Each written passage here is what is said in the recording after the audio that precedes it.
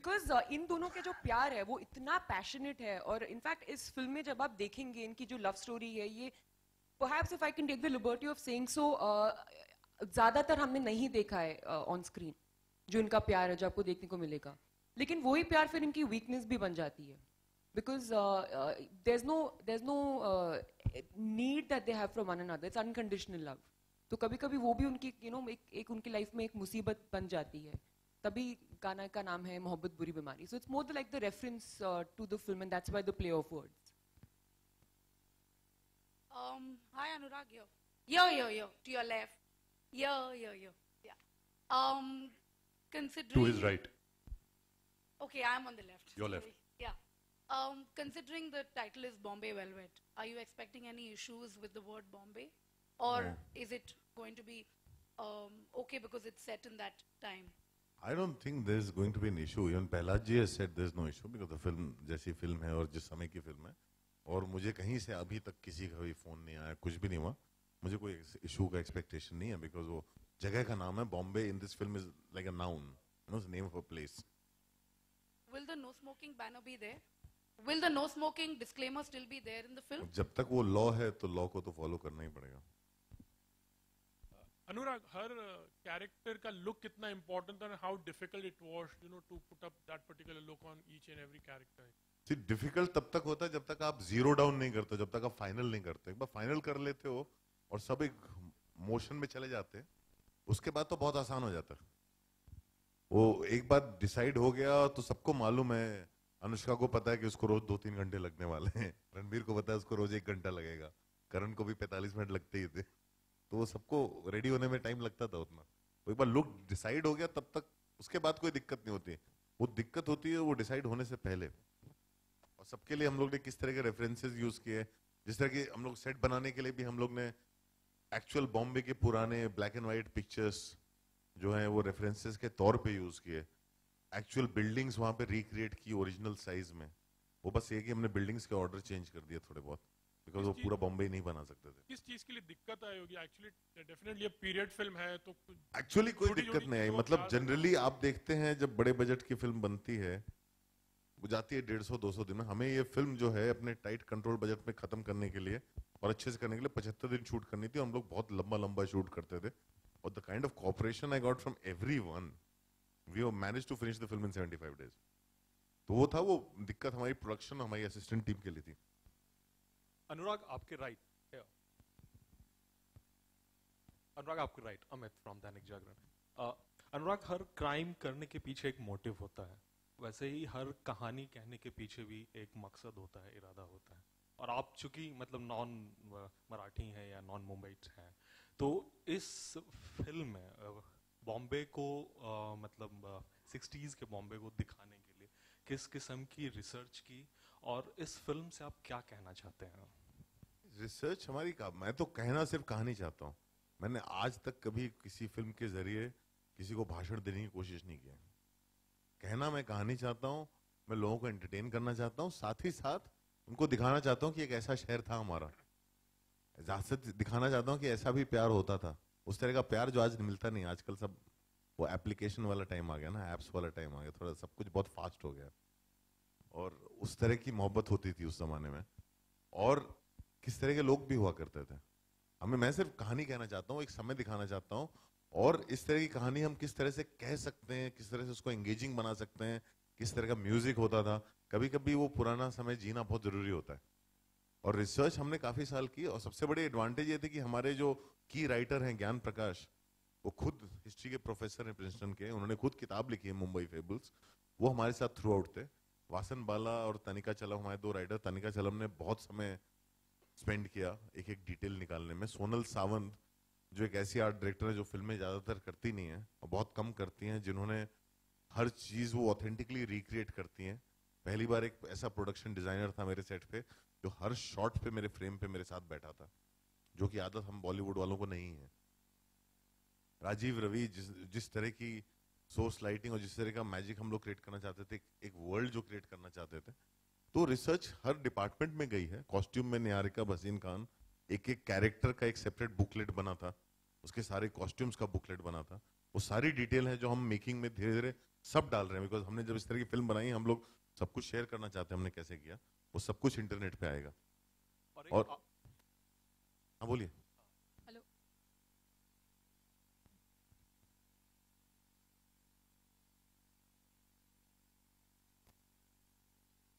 हाँ जी, सॉरी। जी जी।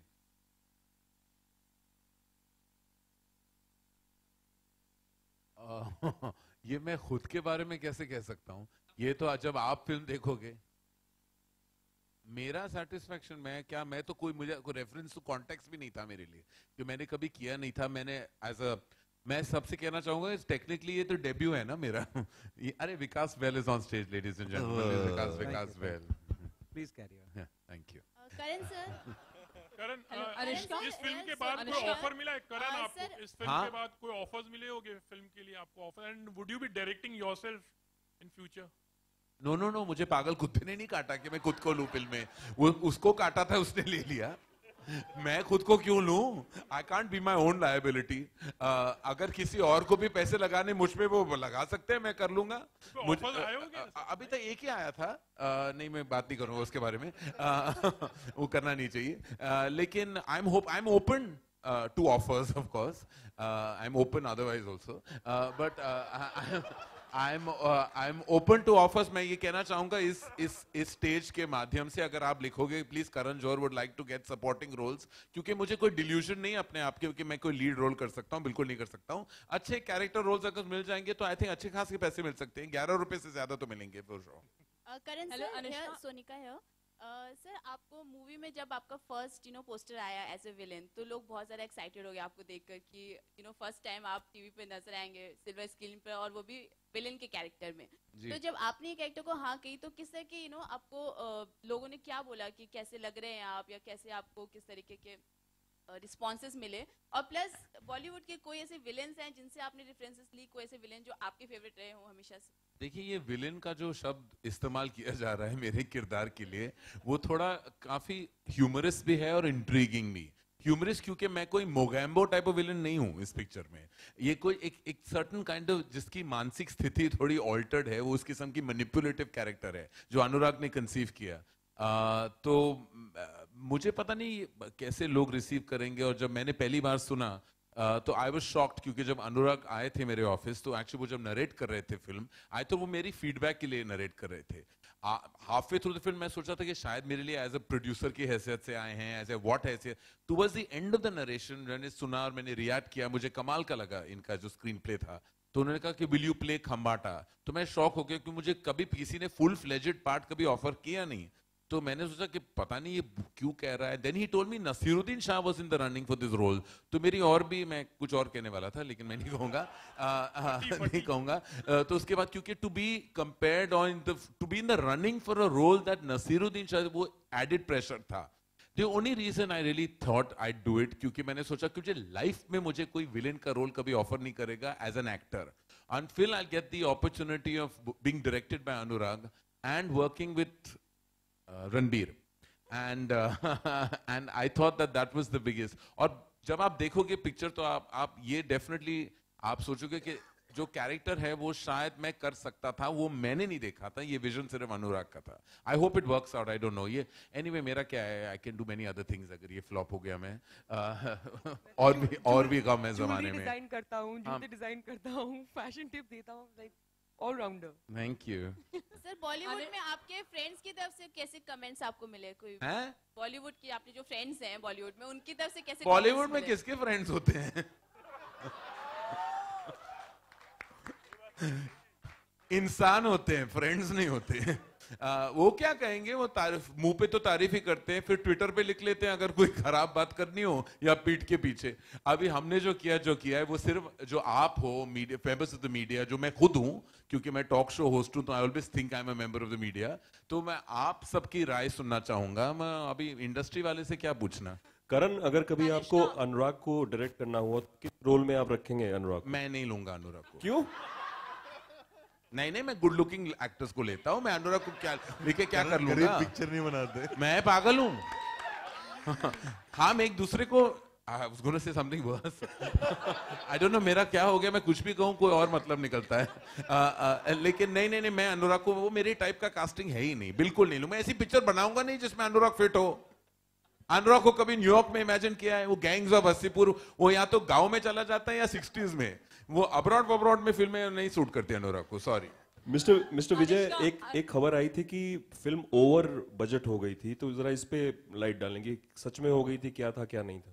देखिए, I think इसके पहले आई जस्ट वांट टू से अनदर थिंग। आई थिंक हम सब जानते हैं कि the film industry is going through a bit of a Not bit, Vijay. Please say we are going through a big crisis. Going through a big crisis, but there are only 3 things that I believe we as filmmakers should really be looking at.